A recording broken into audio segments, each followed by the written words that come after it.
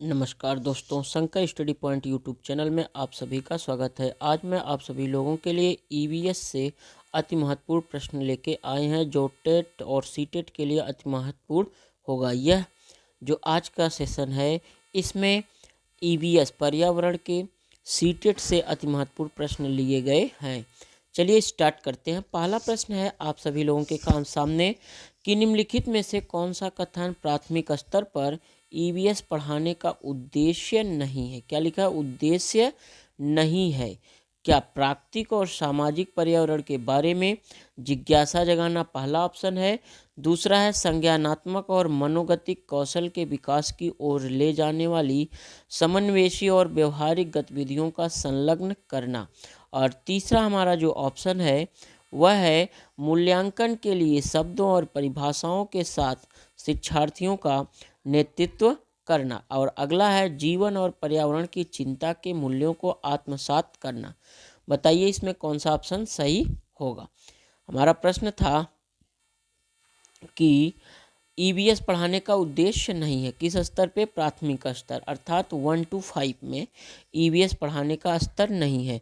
तो इसमें हमारा जो ऑप्शन सही होगा मूल्यांकन के लिए शब्दों और परिभाषाओं के साथ शिक्षार्थियों का नेतृत्व करना, ये हमारा ऑप्शन सही होगा। ऑप्शन नंबर सी यहाँ पे करेक्ट हो जाएगा। चलिए अगले प्रश्न को देख लेते हैं। अगला हमारा है ईवीएस पाठ्यपुस्तक में रेलवे टिकट का नमूना दिखाने का विचार क्या होता है। छात्रों को रेल किराए के बारे में बताना पहला ऑप्शन है।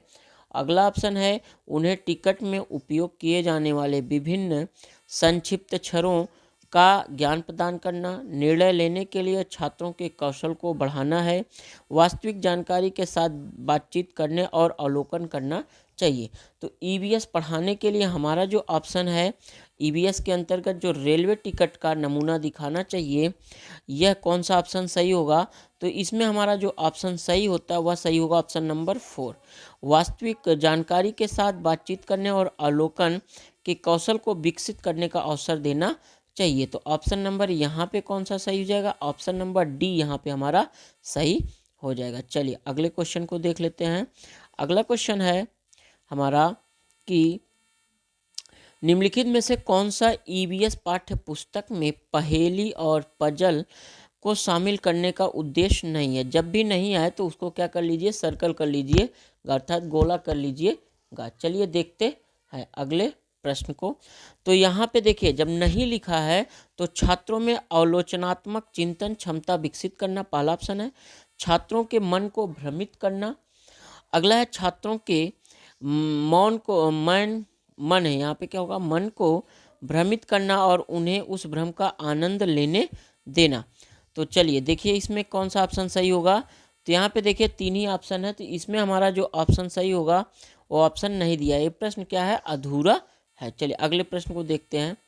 यहाँ पे 5वां नंबर का जो प्रश्न है ये कई बार आपके सीटेट में पूछा हुआ प्रश्न है। ईवीएस शिक्षक के रूप में आप छात्रों को चिड़ियाघर ले जाने की योजना बनाते हैं। निम्नलिखित में से आप छात्रों को कौन सी गतिविधियाँ शुरू करने की अनुमति नहीं देंगे। तो क्या चिड़ियाघर में उन जानवरों की तस्वीर लेना जिन्हें वे वहाँ देखेंगे? क्या ये सही है ऑप्शन? चलिए अगला ऑप्शन देख लेते हैं। ये चारों ऑप्शन आपके सामने। चिड़ियाघर में जो कुछ भी देखते हैं उनका चित्र बनाने के लिए अपनी ड्राइंग किताबों अपने साथ ले जाना। चिड़ियाघर में जानवरों के लिए बहुत सारा खाना ले जाना।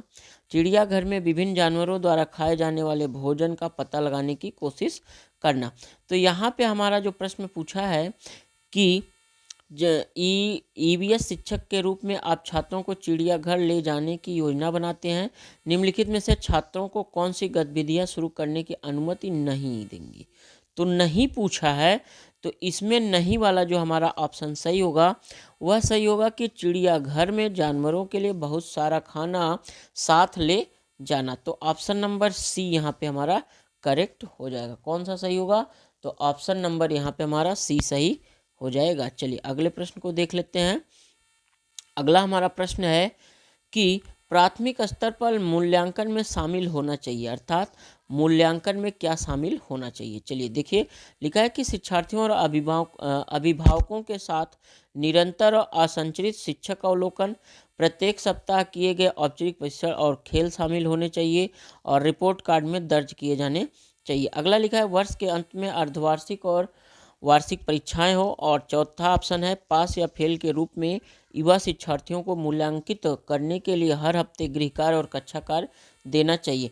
तो इसमें हमारा जो ऑप्शन सही होगा, प्राथमिक स्तर पर मूल्यांकन में शामिल होना चाहिए, तो शिक्षार्थियों और अभिभावकों के साथ निरंतर और असंचरित शिक्षक अवलोकन शामिल होना चाहिए। ऑप्शन नंबर ए यहाँ पे हमारा सही हो जाएगा। चलिए अगले प्रश्न को देख लेते हैं। अगला प्रश्न हमारा है 7वां कि ईवीएस कक्षा में सरल प्रयोग, क्या लिखा है, सरल प्रयोग और प्रदर्शन किए जा सकते हैं छात्रों को अपने दम पर सीखने और अपने अवलोकन कौशल को अच्छा बनाने में सहायता करने के लिए। और अगला ऑप्शन है कि वरिष्ठ कक्षाओं में जो किया जा रहा है उसका पालन करने के लिए, छात्रों द्वारा उठाए गए प्रश्न के आधार पर विचार करने और विश्लेषण अवलोकन करने का रिकॉर्ड करने के लिए। अगला ऑप्शन है कक्षा में अनुशासन बनाए रखने के लिए और छात्रों को नियंत्रित करने के लिए। चैनल पे अभी तक आप सब्सक्राइब नहीं किए हैं तो चैनल को सब्सक्राइब कर लीजिए और बेल आइकन को प्रेस कर लीजिए। चलिए तो बताइए इसमें कौन सा ऑप्शन सही होगा। तो इसमें हमारा जो ऑप्शन सही होगा, ईवीएस कक्षा में सरल प्रयोग और प्रदर्शन किए जा सकते हैं, किसके लिए, तो छात्रों को अपने दम पर सीखने और अवलोकन कौशल को अच्छा बनाने में सहायता करने के लिए किया जा सकता है। तो यहाँ पे हमारा जो ऑप्शन सही होगा 7वें का, वह सही हो जाएगा ऑप्शन नंबर ए। चलिए अगले क्वेश्चन को देख लेते हैं। क्वेश्चन नंबर 8 लिखा है असाइनमेंट के बारे में निम्नलिखित में से कौन सा कथन सही है। यहाँ पे देखिए क्या पूछा है, सही पूछा है, ठीक है। तो देखिए कौन सा होगा यहाँ पे असाइनमेंट के लिए। पहला ऑप्शन है विविधता और अभ्यास करने के लिए असाइनमेंट को हर दिन गृह कार्य के बाद कक्षा कार्य के रूप में दिया न जाना चाहिए। अगला लिखा है असाइनमेंट मूल्यांकन का एकमात्र तरीका होना चाहिए। और अगला ऑप्शन है असाइनमेंट शिक्षार्थियों को जानकारी हासिल करने और अपने स्वयं के विचारों का निर्माण करने और स्पष्ट करने का अवसर प्रदान करते हैं। और चौथा ऑप्शन है माता पिता भाई व बहन द्वारा उनकी प्रतिभा के आधार पर असाइनमेंट किया जा सकता है। तो इसमें हमारा जो ऑप्शन सही होगा वह सही होगा कि असाइनमेंट शिक्षार्थियों को जानकारी हासिल करने, अपने स्वयं के विचारों का निर्माण करने और उन्हें स्पष्ट करने का अवसर प्रदान करते हैं। तो ऑप्शन नंबर कौन सा सही होगा, ऑप्शन नंबर सी हमारा यहाँ पे करेक्ट हो जाएगा। चलिए अगले प्रश्न को देख लेते हैं कि मानचित्र को पढ़ाने के लिए आवश्यक कौशल में शामिल है, क्या उत्कृष्ट ड्राइंग और पेंटिंग शामिल होना चाहिए। और दूसरा ऑप्शन हमारा बी वाला है एक ग्लोब की गणना और रेखाओं की स्थिति का उपयोग करने की क्षमता। सी वाला अर्थपूर्ण क्षमता और निर्माण के लिए उत्कृष्ट संचार क्षमता। और डी है स्थान, दूरी और दिशाओं के सापेक्ष स्थिति को समझने की क्षमता। जब हम प्रश्न में पूछा था हमारे कि मानचित्र अगर हमको पढ़ना है उसकी कौशल के बारे में, तो यहाँ पे क्या पूछा है, स्थान वाला ऑप्शन सही होगा। स्थान, दूरी और दिशाओं के सापेक्ष स्थिति को समझने की जो क्षमता होती है वह ऑप्शन सही होगा। ऑप्शन नंबर डी यहाँ पे हमारा सही हो जाएगा। चलिए अगले क्वेश्चन को देख लेते हैं। क्वेश्चन नंबर 10 में हमारा लिखा है कि ईवीएस कक्षा में अवधारणा को समझाने के लिए कविताओं और कहानी कहने का उपयोग मदद करता है, किसके पाठ को सुखद और रोचक बनाने में, विश्वसनीय और वैश्विक स्तर पर दुनिया की प्रकृति की कल्पना करने और उसका पता लगाने की छात्रा में क्षमता को बढ़ावा देने में। और तीसरा ऑप्शन है यहाँ पे कि शिक्षार्थियों के बीच सांस्कृतिक और विविधता का ख्याल रखने में। और अगला जो हमारा ऑप्शन है छात्रों की ऊर्जा को सही दिशा में ले जाने में। तो यहाँ पे हमारा जो ऑप्शन सही होगा वो सही होगा बी, विश्वसनीय और वैश्विक स्तर पर दुनिया की प्रकृति की कल्पना करने और उसका पता लगाने की छात्रों को क्षमता में बढ़ावा देने के लिए किया जा सकता है। तो ऑप्शन नंबर यहाँ पे बी हमारा करेक्ट हो जाएगा। चलिए अगले प्रश्न को देखते हैं। आज का यह लास्ट प्रश्न है। यदि अभी तक आप सभी लोगों ने हमारे चैनल को नहीं सब्सक्राइब किया है तो सभी लोग चैनल को सब्सक्राइब कर लीजिएगा।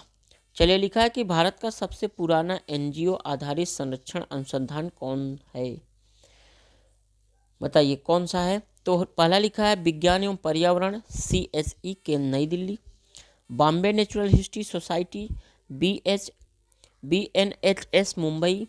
अगला है पश्चिमी विज्ञान प्राकृतिक इतिहास सेकंड कॉम्बेटूर सलीम अली केंद्र। और अगला जो हमारा ऑप्शन है वह है भारतीय वनस्पति सर्वेक्षण BSI। देख लीजिए यहाँ पे कौन सा ऑप्शन हमारा यहाँ पे सही होगा। सबसे पुराना NGO आधारित संरक्षण अनुसंधान कौन सा है? तो यहाँ पे सबसे पुराना जो NGO आधारित है अनुसंधान वह हमारा होगा Bombay natural history society BNHS। तो यहाँ पे हमारा ऑप्शन नंबर 20 क्या हो जाएगा, सही हो जाएगा। चैनल पे यदि नए हैं तो चैनल को सब्सक्राइब कर दीजिएगा, दोस्तों में शेयर करना ना भूलिएगा। Thanks for watching.